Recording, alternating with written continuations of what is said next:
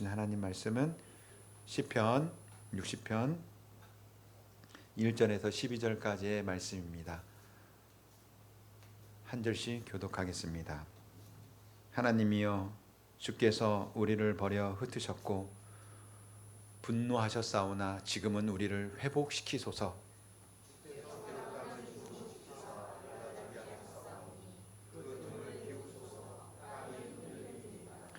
주께서 주의 백성에게 어려움을 보이시고 비틀거리게 하는 포도주를 우리에게 마시게 하셨나이다.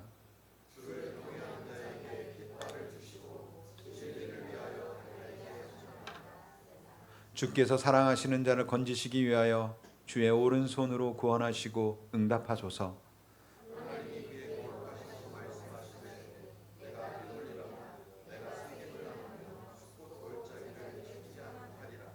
길르앗이 내 것이요 므낫세도 내 것이며 에브라임은 내 머리의 투구요 유다는 나의 규이며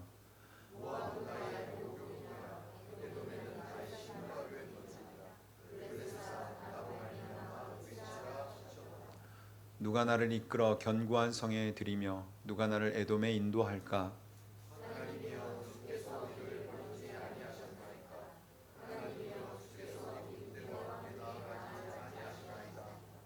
우리를 도와 대적을 치게 하시며 하소서. 사람의 구원은 헛됨이니이다. 그는 우리의 대적을 밟으실 이심이로다. 아멘.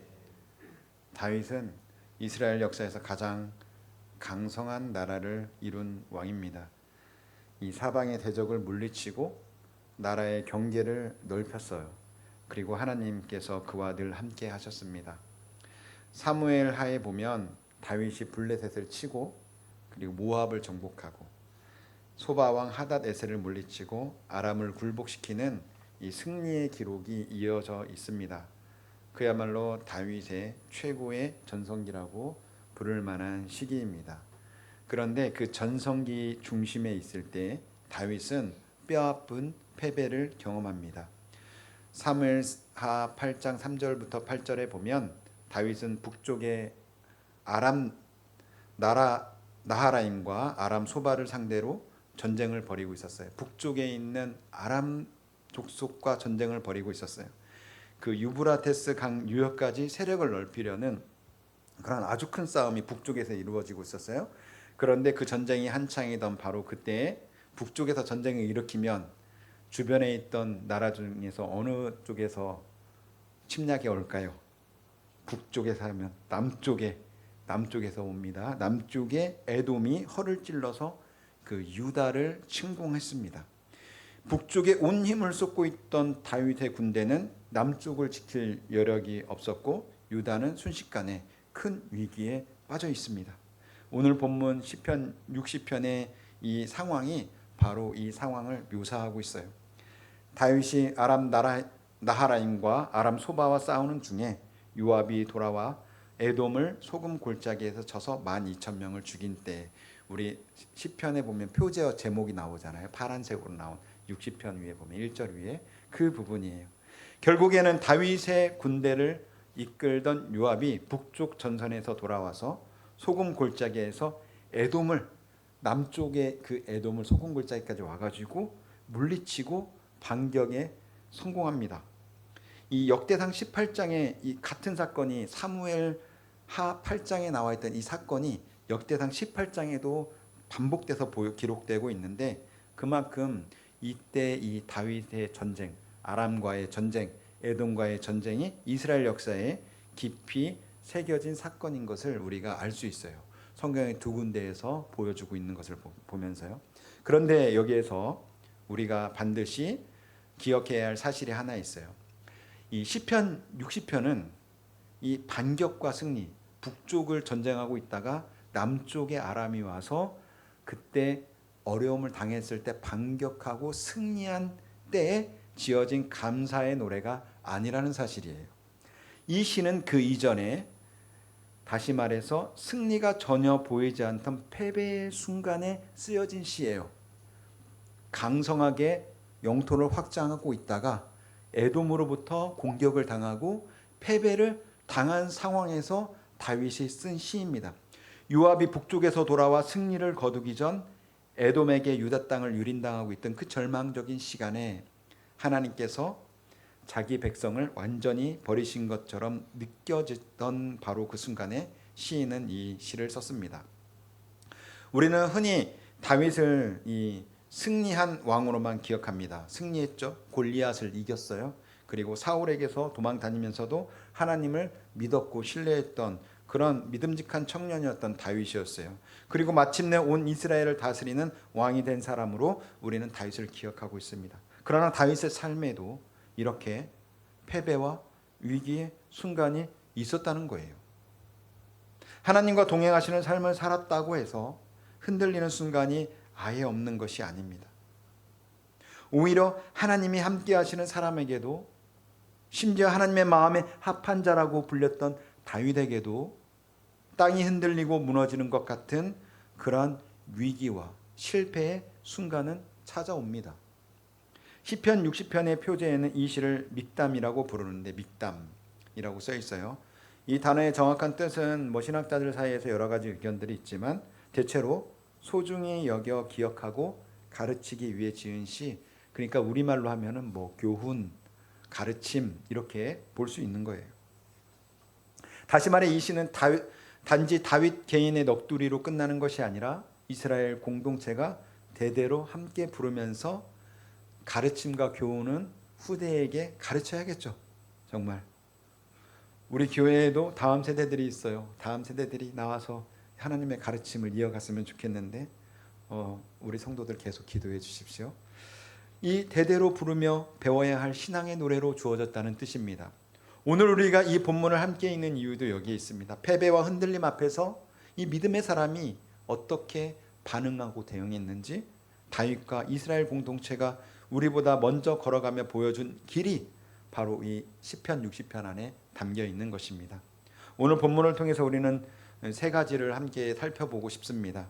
흔들리는 이 현실 앞에서 다윗이 어떻게 하나님 앞에 간구했는지, 그리고 그 흔들림 속에서 다윗은 무엇을 붙들고 있었는지, 그리고 마지막에 그가 어떤 믿음과 확신을 가지고 나아갔는지, 이 세 가지를 오늘 시편 60편 말씀을 통해서 우리가 보도록 하겠습니다.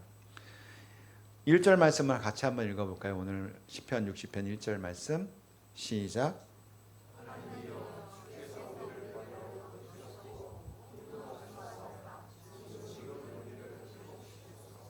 아멘. 이 1절에 보면 이 다윗은 세 개의 동사라고 할 수 있죠. 흩으셨고 분노하셨고, 버리셨고 흩으셨고 분노하셨다. 이 세 가지 동사를 한꺼번에 연결해서 쓰고 있어요. 짧고 강렬한 이 세 마디의 이 시인의 다윗의 아픔이 그대로 남겨 있어요. 버리셨다는 것 하나만도 얼마나 아파요. 버림당했어요. 누구한테? 아프죠. 누군가를 흩어버렸어요. 어느 공동체를 하나님께서 흩으셨어요. 요즘에 흩어지는 교회들도 있습니다. 없어지는 교회들 상당히 많아요. 흩었어요. 얼마나 마음이 아파요. 그리고 분노하셨다. 분노했다. 이렇게 이 강렬한 세 마디를 시인은 그 자신의 아픔을 그대로 담아내고 있어요. 예를 갖추어 완곡하게 돌려 말할 여유조차도 없이 있는 그대로의 감정을 하나님 앞에 쏟아 놓고 있는 것입니다. 버리다라는 것은 하나님이 택하셨다는 것의 반대말입니다. 하나님께서 자기 백성으로 삼으셨던 그 관계 스스로 거두어 가신 것 같다는 뜻입니다. 흩으시다는 말은 견고하게 세워진 것을 부수어서 무너뜨린 거예요. 잘 쌓아 올린 벽이 산산이 부서지듯 이스라엘이라는 공동체가 흩어지고 무너지는 모습입니다. 그리고 이 모든 것의 원인은 다른 누구도 아닌 하나님의 진노였습니다. 대적 에돔의 문제, 블레셋의 문제, 모압의 문제가 아니었어요. 그 대적을 허락하신 하나님의 근본 원인이라고 시인은 아주 간곡하게 급하게 이야기를 하고 있습니다. 2절 말씀에서는 이 상황을 지진의 이미지로 그려냅니다. 2절 말씀을 연결해서 보겠습니다. 시작.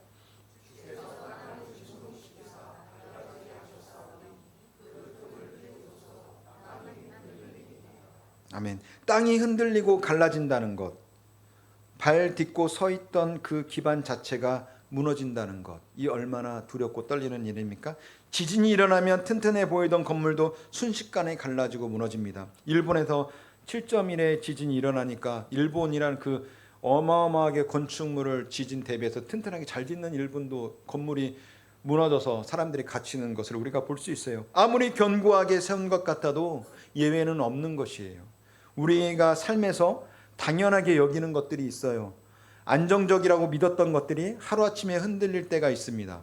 우리의 건강이 흔들릴 때가 있어요.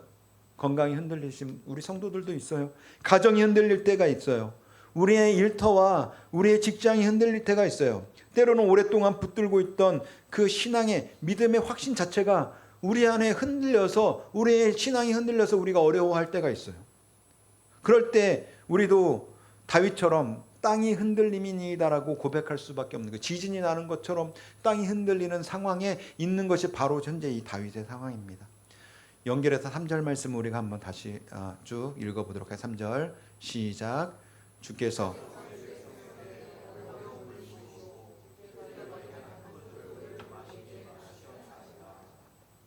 이 포도주에 취해 비틀거리는 사람은 어떤 사람이에요? 이 술에 취해서 흔들리는 사람은 비틀거리면 방향을 잡을 수 없어요. 종잡을 수 없어요. 갈지자로 어디로 가야 할지, 무엇을 붙잡아야 할지 알지 못한 채 이리저리 헤매는 인생입니다. 심지어 자기가 위험한 상태에 있다는 것조차 제대로 분별하지 못합니다. 지금 이스라엘의 상태가 꼭 이러한 상태라는 것입니다. 갑작스러운 어려움 앞에서 정신을 차리지 못하고 비틀거리는 상태, 판단력을 잃고 우왕좌왕하는 상태가 바로 이스라엘의 상황이라는 것입니다. 그리고 4절 말씀을 읽어보도록 하겠습니다. 4절 말씀 시작. 깃발을 주시고.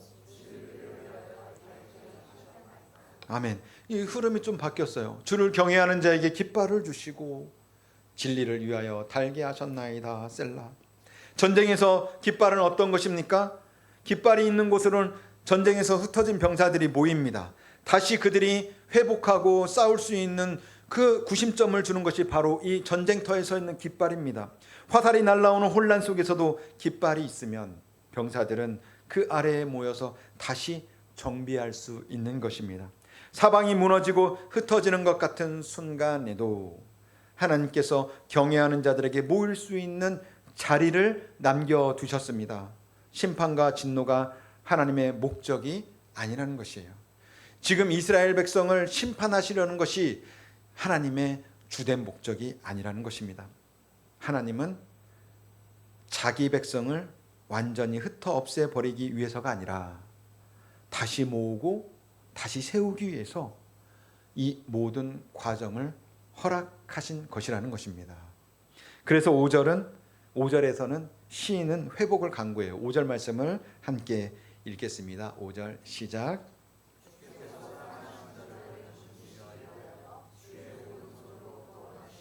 응답하소서. 아멘. 주께서 사랑하시는 자를 건지시기 위하여 주의 오른손으로 구원하시고 응답하소서. 진노하셨던 바로 그 하나님의 손이 이제 구원하시는 오른손이 되기를 구하고 있는 것이에요. 하나님 진노하셨는데 이제 우리를 구원하는 손이 되어달라고 그렇게 다윗은 간구하고 있어요. 시인은 하나님이 원수라고 생각하고 있지 않습니다. 지금 자신을 흔드시는 그 하나님이야말로 자신을 다시 일으켜 세우실 유일한 분이라는 사실을 다윗은 알고 있다는 거예요. 오늘 말씀에서 이 부분이 중요해요. 우리 믿음의 성도들이 믿음으로 하나님 앞에 헌신하며 믿음으로 살아갈지라도 우리 삶에 어려움이 와요. 그것은 우리 하나님이 그 어려움을 통해서 우리의 믿음과 우리 신앙을 다시 일으켜 세워주시기 위한 하나님의 계획임을 믿습니다. 그때 우리는 철저하게 겸손하게 하나님 앞에 무릎 꿇고 하나님 앞에 간구하며 나아가야 되는 것입니다. 여기서 우리는 질문해 볼 수 있어요. 지금 내 삶이 흔들리고 있다면 하나님이 나를 버리셨기 때문인가? 지금 우리의 삶이 흔들리고 있다면 나를 버리신 것인가? 아니면 하나님께서 나를 다시 세우기 위해 허락하신 하나님께서 허락하신 흔들림일까? 우리는 한번 생각해 볼 필요가 있습니다. 믿음의 사람들에게도 흔들리는 계절은 찾아옵니다. 그러나 그 흔들림 가운데에서도 하나님은 우리를 완전히 버리지 않으십니다. 다만 우리가 그 사실을 붙들고 있는지, 아니면 그 세상의 흔들림에 압도되어서 그 세상만 바라보면서 우리가 진정으로 봐야 될 우리의 깃발인 하나님을 바라보지 못하고 하나님에게 등을 돌리고 그 세상의 흔들림만 바라보고 나의 힘으로 어찌하려고 살아가지는 않는지, 우리의 삶을 오늘 점검해 볼 필요가 있는 것입니다. 저를 포함해서 말입니다. 이스라엘의 역사를 돌아보면 하나님은 자기 백성을 훈련하고 연단하실 때 이런 흔들림을 종종 사용하셨습니다. 광야의 40년, 출애굽한 그 광야의 40년 그 생활도 마찬가지입니다. 그리고 사사시대에 반복됐던 그 위기와 흔들림, 이방 민족들이 쳐들어오는 그러한 위기도 그렇습니다. 흔들림 자체가 하나님의 없음을 이야기하는 것이 아니에요. 하나님의 우리를 사랑하지 않으심을 이야기하는 것이 아닙니다. 오히려 그 흔들림 속에서 우리는 무엇을 바라보고 나아가야 하는지, 우리가 그 흔들림 속에서 우리는 깨달아야 하는 것입니다. 혹시 지금 갑작스러운 진단이나 예상하지 못한 사고 앞에서 오랫동안 든든하다고 믿었던 관계가 무너지는 경험 앞에서, 혹은 힘써 쌓아온 것이 하루아침에 흔들리는 경험 앞에서 서 있는 분이 혹시 계십니까? 그 흔들림을 마주할 때 우리 안에 가장 먼저 올라오는 질문은 대개 이런 것입니다. 하나님 나를 버리셨나? 하나님 나를 떠나가셨나? 나를 잊으셨나? 그러나 오늘 본문은 그 질문에 대한 다른 방향을 가르치고 있어요. 흔들림이 곧 버림을 뜻하는 것이 아니다라는 것입니다. 지금 우리가 서 있는 이 흔들리는 땅 위에도 하나님이 남겨두신 깃발이 있다는 것입니다. 그 깃발을 우리는 바라볼 것인가? 아니면 흔들리는 땅만 바라보며 두려워하며 주저할 것인가? 하나님께서 오늘 이 말씀을 통해서 우리에게 질문하고 계시는 것입니다. 1절부터 5절까지 이 다윗은 하나님을 주라고 부르며 직접 탄식했어요. 그렇죠? 그런데 6절부터는 흐름이 바뀌어요. 이 6절 말씀부터는 6절 말씀 한번 읽어보도록 할까요? 시작. 그의 거룩하심으로 말씀하시되 내가 뛰놀리라. 내가 세겜을 나누며 숫꽃 골짜기를 측량하리라. 아멘.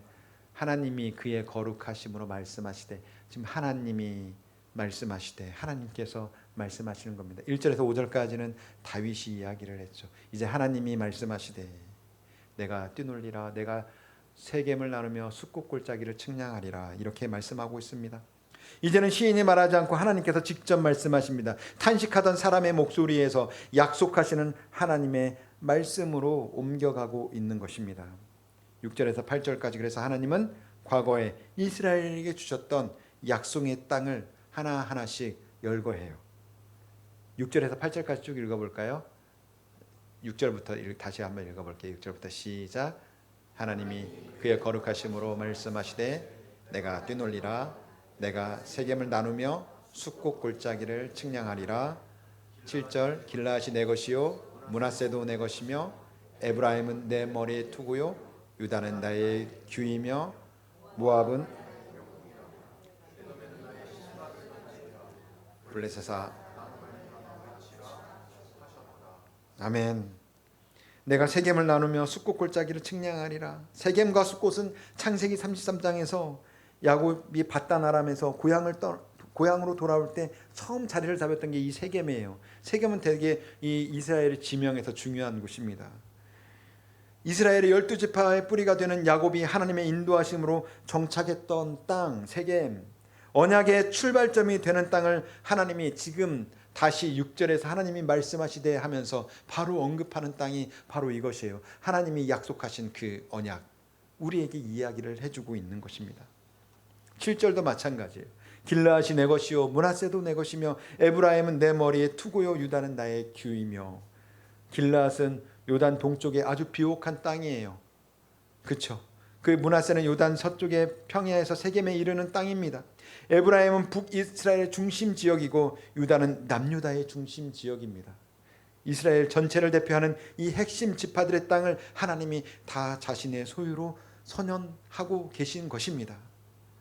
특히 에브라임은 내 머리의 투구, 유다는 나의 규로 불립니다. 말씀에서 투구는 전쟁에서 머리를 보호하는 방어의 상징이고 규, 지팡이죠. 규는 다스리는 권세를 상징하는 지팡이입니다. 하나님께서 친히 이스라엘의 방어, 머리를 지키고 방어하고 통치를 책임지신다는 뜻입니다. 근데 8절에서는 분위기가 좀 달라져요. 8절은 모압은 나의 목욕통이라 에돔에는 나의 신발을 던지고 블레셋아 나로 말미암아 외치라 하셨도다. 지금 이 원수들을, 이 이방 원수들을 열거하고 있어요. 모압과 에돔은 이스라엘을 오랫동안 괴롭히던 원수 나라예요. 옆에서 계속 가시짓을 하고 있습니다. 블레셋도 마찬가지였습니다. 그런데 하나님은 이 원수들까지도 하나님의 통치 아래 있다라고 선언하고 있는 것입니다. 놀라운 말씀이에요. 전쟁에서 승리한 자가 발을 씻는 것이 목욕통이고 승리한 후 신발을 벗어 던지는 자리가 에돔이라는 것이요. 에돔이 아람과 북쪽에서 전쟁할 때 지금 남쪽에 누가 쳐들어왔다는 거예요? 시편 60편에서 에돔 쳐들어왔어요. 이 에돔의 신발을, 승리의 신발을 벗어 던져 선언하는 거예요. 신발을 벗어 던지면서. 지금 이스라엘은 바로 그 에돔에게 패배를 당하고 있는 현실과는 지금 패배를 당해 있는 상황에서 하나님께서 지금 이 승리를 이야기하고 있는 것입니다. 여기에서 우리가 주목해 봐야 할 것이 있습니다. 시인은 이 패배의 상황 속에서 붙든 것은 새로운 방법이나 새로운 전략이 아니었어요. 사람의 방법, 사람의 생각, 사람의 지혜가 아니었다는 것이죠. 그는 이미 하나님이 오래전에 주셨던 말씀, 아브라함과 야곱에게 언약으로 주신 약속을 다시 꺼내어 붙들고 있는 것이에요. 상황은 완전히 바뀌었지만 말씀은 바뀌지 않았기 때문입니다. 오늘의 패배가 내일의 약속을 무효로 만들지 못합니다. 하나님이 세겜과 숫곳을 주시겠다고 말씀하신 그 언약은 오늘 유다가 에돔에게 짓밟히고 있다고 해서 하나님의 약속이 사라지는 것이 아닙니다. 우리도 삶이 흔들릴 때 우리는 무엇을 먼저 찾습니까? 마음을 다스려줄 무언가를 찾거나 사람의 위로를 구하거나 상황을 바꿀 새로운 방법을 찾기에 급급할 때가 많습니다. 어떠한 방법들, 지금 내가 흔들리고 있어요. 어떤 상황이 흔들리고 있어요. 그것을 타개할 사람의 방법을 우리는 찾기에 급급할 때가 많습니다. 물론 그런 방법들을 찾는 것이 전혀 필요 없다는 뜻이 아닙니다. 그러나 정작 우리에게 가장 먼저 필요한 것은 어떤 새로운 지혜나 어떤 방법들이 아니라는 것입니다. 하나님이 이미 우리에게 주신 말씀으로 그 언약 가운데 우리가 돌아가는 것이라는 말씀입니다. 하나님은 지금 이 순간에도 우리를 향해 새로운 계시를 주셔야만 우리를 도우실 수 있는 분이 아니에요. 이미 성경 안에 우리를 향한 언약과 약속이 넘치도록 담겨 있어요. 지금 내가 흔들릴 때 가장 먼저 붙잡는 것이 무엇인지 우리 스스로 돌아보시기를 바랍니다. 여러분들을 스스로 돌아보세요. 여러분 인생에서 무엇을 붙들고 있나요? 지금 하나님이 이미 약속하신 말씀을 붙들고 있습니까? 아니면 다른 무언가를 먼저 찾고 있습니까? 성경을 펴서 보는 것보다 다른 사람의 조언을 먼저 구하고 있지는 않습니까? 기도하며 말씀 앞에 나아가기보다는 상황을 분석하고 계산하는 데에 먼저 시간을 쓰고 있지는 않습니까? 흔들리는 땅 위에서 가장 먼저 붙들어야 할 것은 이미 우리 손에 하나님께서 주어주신 이 생명의 말씀이라는 것입니다. 주목할 것은 하나님은 6절부터 8절까지 말씀하신 내용이 전혀 새로운 계시가 아니라는 사실입니다. 이 세겜과 숫곳, 길르앗과 므낫세, 에브라임과 유다, 이미 오래전 언약을 통해서 이스라엘에게 약속되었던 이 땅들인 것입니다. 이 시는 지금 눈앞의 위기를 해결해 줄 새로운 어떤 신탁을 구하는 것이 아니라 이미 주어졌던 옛 약속들을 다시 붙들었습니다. 우리의 신앙생활도 마찬가지예요. 위기 때마다 새로운 어떤 표적, 새로운 응답, 어떤 새로운 어떤 하나님의 우리 안에 우리 마음에 어떤 충만한 하나님의 임재, 이런 것들을 구하기 전에 이미 말씀 안에 주어진 하나님의 성품과 약속을 먼저 붙드는 훈련이 필요한 것입니다. 6절부터 8절까지 이 하나님의 말씀을 들었지만 9절에선 시인은 다시 현실로 돌아옵니다. 9절 말씀을 한번 읽어볼까요? 9절 말씀 시작. 누가 나를 이끌어 견고한 성에 들으며 누가 나를 에돔에 인도할까. 아멘. 여기서 견고한 성은 에돔의 수도를 가리키는 것으로 보입니다. 시인은 이중 질문으로 탄식하고 있어요.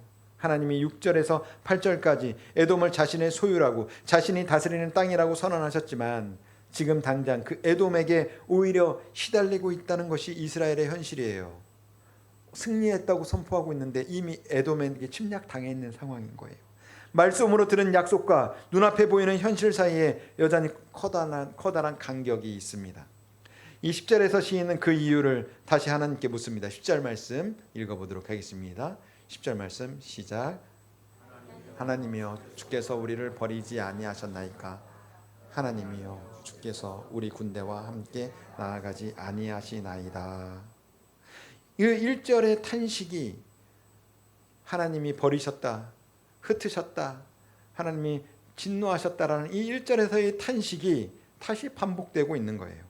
전쟁터에서 패배하는 이유가 무기나 전략의 부족이 아니라 근본적으로 하나님이 함께 나아가지 않으셨기 때문이라고 고백하고 있습니다. 아무리 훈련된 군대라 해도 하나님이 함께하지 않으시면 그 군대는 이미 진 것이나 다름없는 것입니다. 그리고 11절 말씀 함께 읽겠습니다. 오늘 본문의 가장 핵심되는 고백인데요. 같이 읽겠습니다. 시작. 대적을 치게 하소서. 사람의 구원은 헛됨이니이다. 한 번 더 읽겠습니다. 우리를 도와 대적을 치게 하소서. 사람의 구원은 헛됨이니이다. 아멘. 이스라엘은 이 전쟁을 앞두고 온갖 방법을 다 시도하면서 에돔을 막아보려고 했을 거예요. 주변 나라들과 외교적으로 풀어보려고 했어요. 전쟁이 나면 가장 먼저 무엇을 해요? 외교를 하죠. 정치적인 동맹을 맺어보려고 했을 것이고 있는 힘을 다해서 군사력을 동원해서 정비하라고 했었을 것입니다.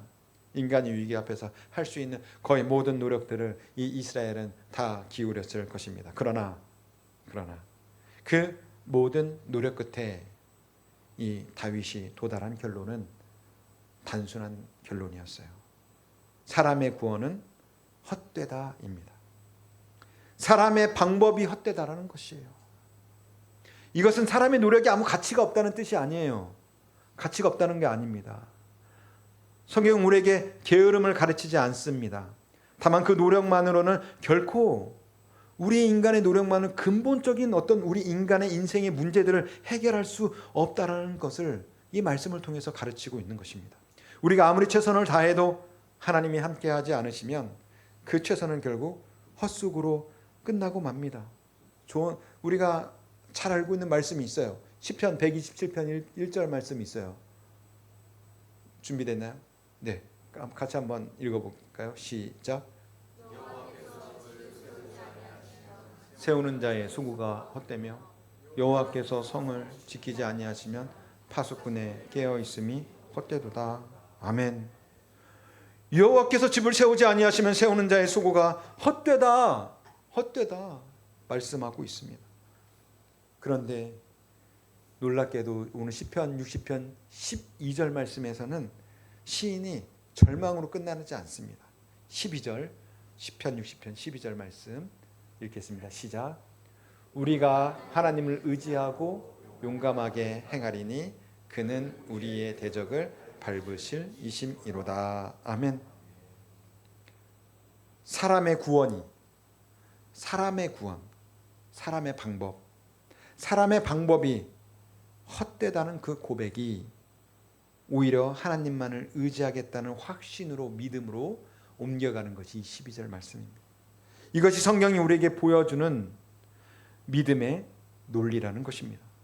사람의 방법이 무력함을 인정할 때, 우리가 우리의 방법이 무력함을 인정할 때 그 자리가 바로 하나님을 온전히 의지할 수 있는 자리가 된다는 것이에요. 사람이 무능함을 깨닫는 것이 그냥 절망의 끝이 아니에요. 그것을 포기하는 것이 아니라 도리어 그때부터 믿음의 시작이 거기서부터 시작된다는 것입니다. 우리 삶에도 이런 순간들이 있어요. 할 수 있는 모든 방법을 다 써봅니다. 상황이 바뀌지 않아요. 그 중에서 우리는 두 가지 길을 중에 하나를 선택하게 됩니다. 하나는 사람의 방법을 계속 붙들고 더 힘을 쥐어짜요. 어떻게든 영끌을 해서 그냥 계속 뭔가의 방법을 합니다. 다른 하나는 사람의 한계를 내 지혜에, 내 지식에 사람들의 방법의 한계를 인정하고 하나님께 온전히 맡기는 길입니다. 오늘 시편 60편의 시편 기자 다윗은 그 후자를 선택한 사람입니다. 가정의 문제든 건강의 문제든 재정의 문제든 우리가 정말 최선을 다했는데도 해결되지 않는 일들이 있습니까? 없습니까? 살면서 있습니다. 있는 정도가 아니라 너무나 많습니다. 대부분의 일들이 나의 힘과 노력으로 잘 해결되지 않습니다. 여러분 인생이 순탄하게 풀렸다라고 생각되십니까?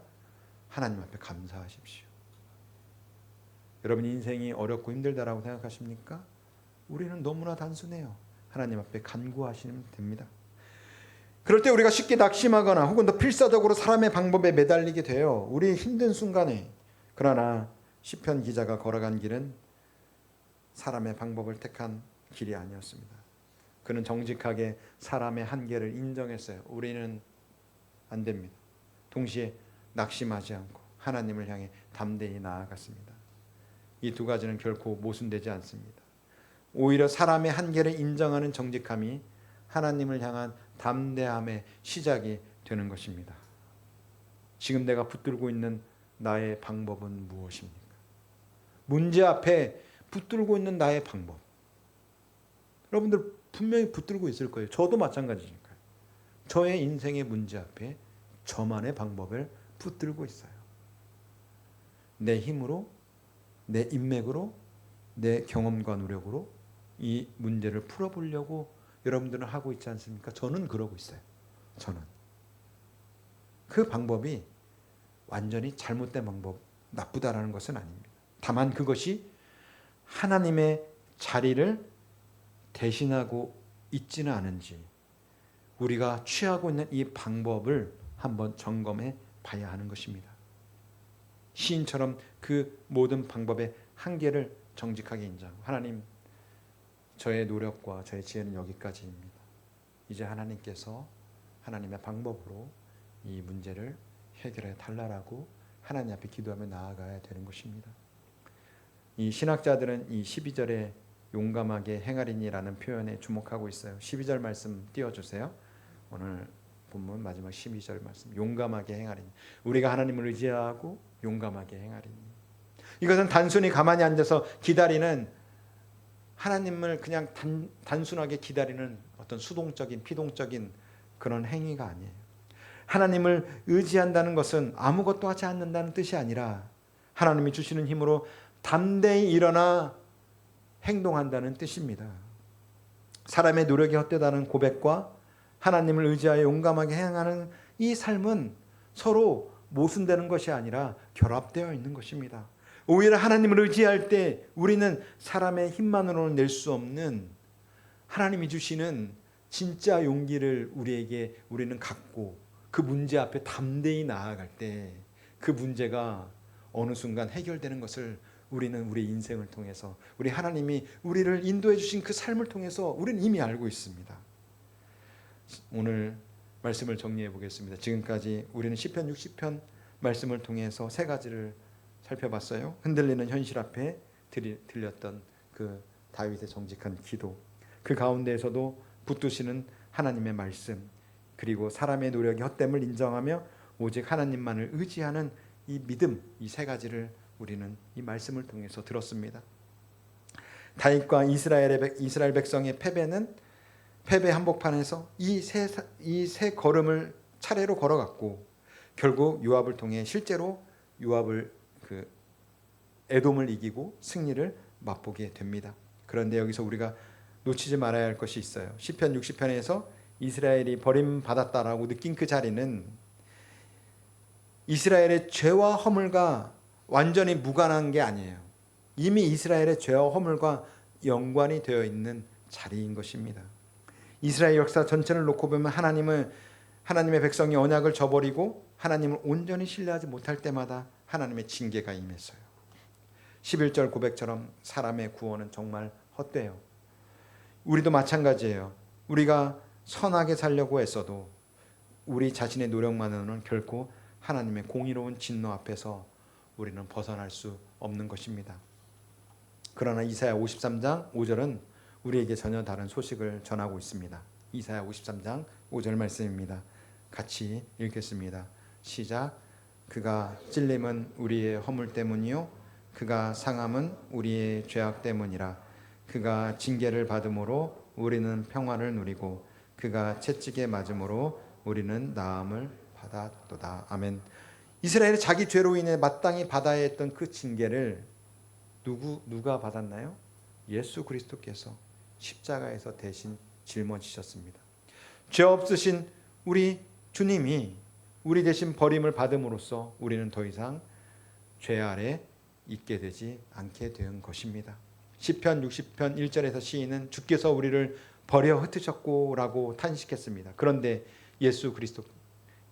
예수님은 십자가 위에서 실제로 하나님께 버림을 받으셨습니다. 다만 그 이유가 전혀 달라요. 이스라엘의 버림받음은 이스라엘의 자기 죄에 대한 하나님의 정당한 징계였어요. 그러나 그리스도의 버림받음은 죄가 전혀 없으신 분이 우리의 죄를 대신 짊어지신 결과였습니다. 이 차이를 우리는 알아야 되는 것입니다. 그러면 우리는 그 십자가의 은혜가 얼마나 더 크게 되는지 우리는 깨달을 수 있습니다. 죄 없으신 예수님께서 버림받으셨기 때문에 우리는 이제 다시 버림받지 않게 될 수 있게 된 존재들입니다. 그러므로 사도행전 4장 12절은 이렇게 선언하고 있습니다. 사도행전 4장 12절 시작. 다른 이로서는 구원을 받을 수 없나니 천하 사람 중에 구원을 받을 만한 다른 이름을 우리에게 주신 일이 없습니다. 아멘. 시인이 사람의 사람의 방법은 헛됨이니이다라고 고백했던 바로 그 자리에서 이제 우리는 예수 그리스도의 이름을 놓을 수 있습니다. 외교로도 정치로도 군사력으로도 그 어떤 사람의 노력으로도 이룰 수 없었던 그 이스라엘의 구원이 오직 예수 그리스도 안에서 완성되어지는 것입니다.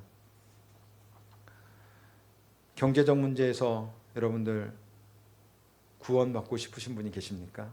우리가 구원이라는 것이 죽어서 천국에 가는 것, 그것만을 의미하는 것 아니라는 것을 알고 있습니다.